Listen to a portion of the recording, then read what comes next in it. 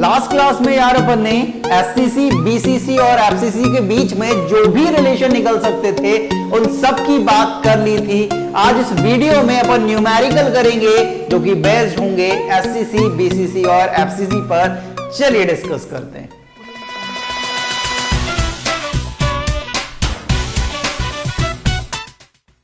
हाँ तो भाई सबको याद है ना वो टेबल जो बाबा जी ने आपको बनवाई थी, ठीक है। वो एक बूटी है आपके लिए, क्योंकि अगर वो टेबल आता है तो आप जितने भी न्यूमेरिकल बनेंगे यहां पर एससीसी, बीसीसी, एफसीसी के लिए वो उस टेबल से बड़ी आसानी से सॉल्व हो सकते हैं, ठीक है। अब बात करते हैं कि क्या क्या न्यूमेरिकल बनेंगे। तो आपके सामने पहला न्यूमेरिकल कुछ इस तरह से है। If atom A is present at every corner of cubic unit cell, atom B is present at every face center, atom C is present at every S center, then the possible molecular formula of the compound। कि atom A है जो every element of cubic unit cell बना रहा है, ठीक है। Atom B सारे face centre पर प्रेजेंट है, एटम सी एवरी एस सेंटर पर प्रेजेंट है। तो पॉसिबल मॉलिक्यूलर फॉर्मूला कंपाउंड का क्या होगा ये आपको बताना है भाई। अब बात करते हैं कि every corner of cubic unit cell, यहां पर लिखा हुआ है कि एटम जो ए है वो every corner of cubic unit cell पर प्रेजेंट है, एटम बी जो प्रेजेंट है वो एवरी फेस सेंटर पर है, और एटम सी जो प्रेजेंट है वो एवरी एस सेंटर पर प्रेजेंट है। अब यहां पर अगर बात करें एटम ए की, किसकी बात कर रहे हैं? एटम ए की। अब एटम ए जो प्रेजेंट है वो एवरी कॉर्नर है ऑफ क्यूबिक यूनिट सेल। अब कॉर्नर कितने होते हैं क्यूब में भाई? 8। उनका कंट्रीब्यूशन कितना होता है? 1/8। तो एटम कितना होगा? ए का 1 होगा। एटम बी की अगर बात करें तो एटम बी कहां पर प्रेजेंट है? एटम बी प्रेजेंट है एवरी फेस सेंटर पर, एवरी फेस सेंटर पर। अब अगर फेस सेंटर की बात करें तो हमारे पास एक क्यूब में कितने फेस सेंटर होते हैं? 6। उनका कंट्रीब्यूशन कितना होता है? 1/2। तो यहां पर number of atom of B कितने आ जाएंगे? 3 आ जाएंगे। उसी तरीके से अगर एटम सी की बात करें, किसकी बात करें? एटम सी की। तो एटम सी की अगर बात करें तो एटम सी एवरी एस सेंटर पर प्रेजेंट है। कितनी एजेस होती हैं भाई? 12। उनका कंट्रीब्यूशन कितना होता है? 1/4। तो यहां पर डिवाइड करेंगे, मल्टीप्लाई करेंगे तो कितना आएगा भाई? यहां पर 3। तो यहां पर एटम ए जो है वो 1 है, एटम बी जो है वो 3 है, और एटम सी कितने हैं?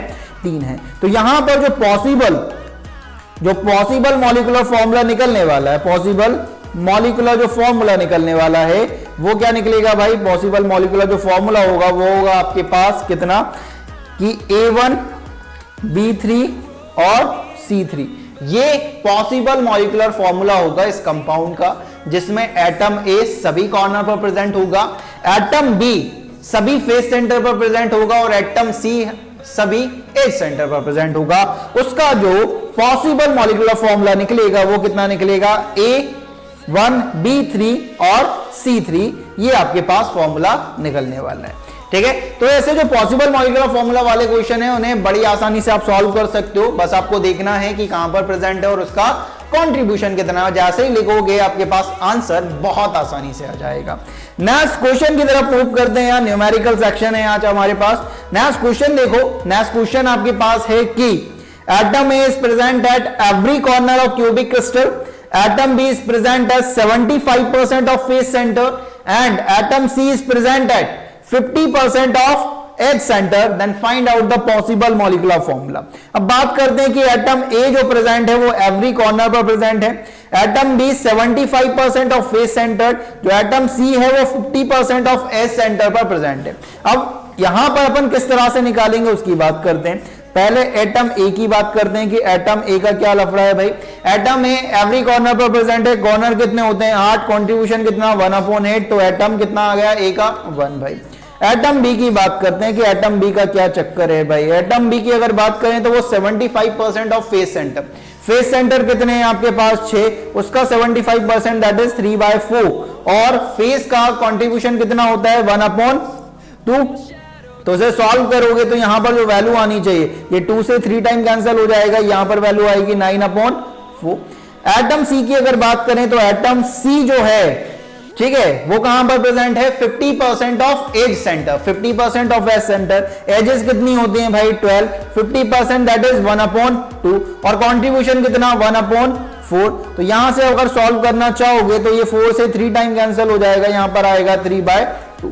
तो आपका जो पॉसिबल मॉलिक्यूलर फॉर्मूला रहेगा पीएमएफ जो रहेगा वो रहेगा A1 B 9/4 या C 3/2, या आप इसे इस तरह से ले सकते हो, अगर इसको पूरे से 4 से मल्टीप्लाई कर दिया जाए तो यहां पर जो हो जाएगा वो हो जाएगा A4 B9 और यहां पर हो जाएगा C6। ये भी हो सकता है, ठीक है। आपने क्या करा, 4 से मल्टीप्लाई कर दिया है, बस 4 से जैसे मल्टीप्लाई करा तो ये भी एक ऑप्शन हो सकता है। तो यहां पर इस बात का ध्यान रखेंगे, ये पॉसिबल मॉलिक्यूलर फॉर्मूला होगा कंपाउंड का। तो उसने बोला था कि 75% फेस सेंटर पर है भी, तो 75% ले लिया फेस सेंटर का, कि 50% है सेंटर पर है तो 50% ले लिया। तो इस बात का ध्यान रखेंगे और ये क्वेश्चन बड़ी आसानी से सॉल्व हो जाएगा। नेक्स्ट क्वेश्चन की तरफ मूव करते हैं। नेक्स्ट क्वेश्चन बड़ा अच्छा सा है, थोड़ा सा दिमाग लगेगा आपका, ठीक है। और बाबा जी जानते हैं आपके पास दिमाग तो है ही सही भाई, ठीक है। अब बात करते हैं कि नेक्स्ट क्वेश्चन क्या पूछ रहा है। नेक्स्ट क्वेश्चन है आपके पास, the effective radius of an iron atom is 1.42 angstrom. 1.42 angstrom. It has FCC structure, then calculate it density. Radius है हमको आयरन एटम की गिवन है 1.42 एंगस्ट्रॉम, एफसीसी स्ट्रक्चर वो बना रहा है, तो हमसे पूछा है कि डेंसिटी क्या होगी, ठीक है। बड़ा आसान है, डेंसिटी का फॉर्मूला लिख लेते हैं पहले। तो डेंसिटी का फॉर्मूला अभी पढ़ा है था अपन ने कि डेंसिटी इक्वल टू क्या होता है, number of atom in a unit cell divided by molecular weight या atomic weight divided by A cube into Na, ठीक है, ये आप जानते हो। अब n क्या होता है, number of atom in a unit cell. अगर एफसीसी स्ट्रक्चर है इसका, अगर इसका एफसीसी स्ट्रक्चर है तो एफसीसी में कहां पर प्रेजेंट होता है कि सारे corner plus face centre. Corner मतलब 8 into 1/8 that is 1, plus face centre 6 into 1/2 that is 3, तो 3 + 1 दैट इज 4। तो number of atom in unit cell कितने हो जाएगा, 4, ठीक है। मॉलिक्यूलर वेट की जगह एटॉमिक वेट यूज कर सकते हैं। एटम है भाई आयरन, आयरन का मॉलिक्यूलर वेट कितना होता है भाई, 56, ये ध्यान रखेंगे। अब ए क्यूब हमको निकालना पड़ेगा ए, लेकिन ए के बारे में इंफॉर्मेशन ना देकर उसने रेडियस के बारे में इंफॉर्मेशन दी है कि यहां पर जो आर है वो कितना है भाई, वो है 1.42 एंगस्ट्रॉम, ठीक है। तो हमारे पास रिलेशन होना चाहिए किस किस के बीच में, ए और आर के बीच में। एफसीसी है तो एफसीसी के बीच में ए और आर के बीच में क्या रिलेशन होता है कि a√2 = 4r। तो यहां पर ए जो होगा वो क्या होगा, 4r डिवाइडेड बाय √2। अब यहां पर सोचना है कि जो 4 है, r कितना है 1.42 और √2 की वैल्यू कितनी आती है 1.42, ये कैंसिल हो जाएगा। तो a आपके पास कितना आ जाएगा, a आपके पास आ जाएगा 4 एंगस्ट्रॉम। 4 एंगस्ट्रॉम, यहां पर ऐसा भी लिख सकते हैं, 4 एंगस्ट्रॉम का मतलब कितना है, 4 × 10⁻⁸ सेंटीमीटर, ये भी है, ठीक है। क्योंकि जो डेंसिटी होती है वो तो ग्राम पर सेंटीमीटर क्यूब में निकलेगी ना यार, एंगस्ट्रॉम में थोड़ी निकाल सकते हो, ठीक है। तो 4 × 10⁻⁸ सेंटीमीटर आपके पास ए है, ये ए निकल गया आपके पास। अब बात करते हैं कि डेंसिटी में पुट करते हैं, density equal to number of atom कितने 4 into atomic weight 56 divided by A cube की जगह क्या पुट करोगे 4 × 10⁻⁸ का होल क्यूब इंटू Na की जगह 6.023 × 10⁻23। इसे अपन सॉल्व करने की कोशिश करते हैं। Density equal to 4 × 56। अब अगर 4 का क्यूब करोगे तो कितना आएगा, ठीक है। 4 का आप अगर क्यूब करोगे 4 × 4 × 4, ठीक है, 4 × 4 16, 16 × 4 64 इंटू 10⁸ का क्यूब करोगे तो 10⁻⁻24 इंटू 6.023 इंटू 10⁻23।